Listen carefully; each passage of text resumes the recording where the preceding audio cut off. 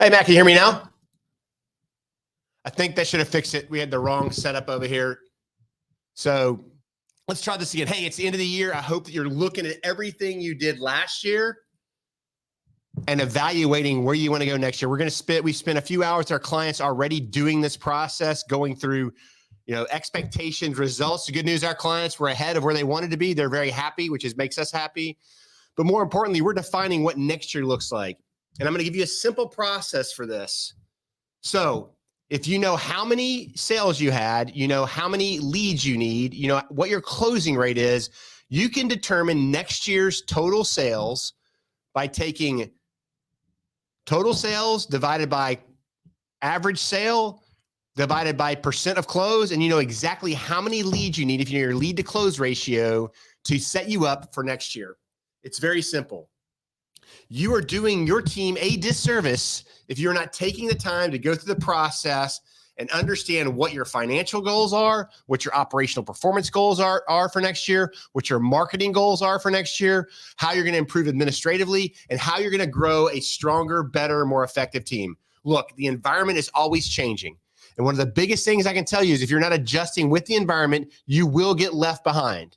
I was told years ago, without a plan and without the willingness to adapt to change, you will become irrelevant in the future. Now, if you want your business to become irrelevant, that is your choice. But I can tell you, if you follow the process, if you set your goals and you stick to those goals and you track those goals daily, weekly, monthly, quarterly, and annually, you will reach your goals. We've seen it time and time again. I expect that if you have a good plan going into next year, you'll be successful. So here's what I'm going to ask you to do. I want you to write down your goal sales number for next year, your goal gross receipts number for next year. I also want you to write down what you want your net profit margin number to be. Those are your two tracking items.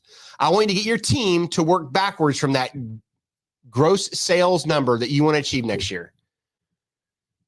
Realize every salesperson on your team can handle about 60 prospects at any given time. I don't care what they say. If they can or they can't, they can. It's nationally proven numbers over time. They need a top 60 list. Take that top 60 list. Look at what their closing ratio was for last year. From into the list to close, how many they close? My guess is it's going to be around 20%, right? It's the 60-60-30 rule. An average salesperson should close 20% of those leads on a monthly basis or through your sales cycle if it's more than a month. Then take that number and see how many leads you need to reach your actual goals.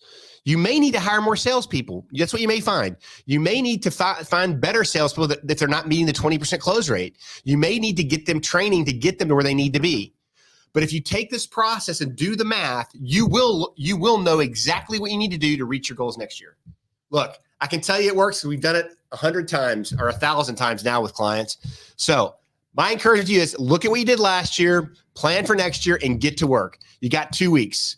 With that for this week, Dave and Phil, we are out of here.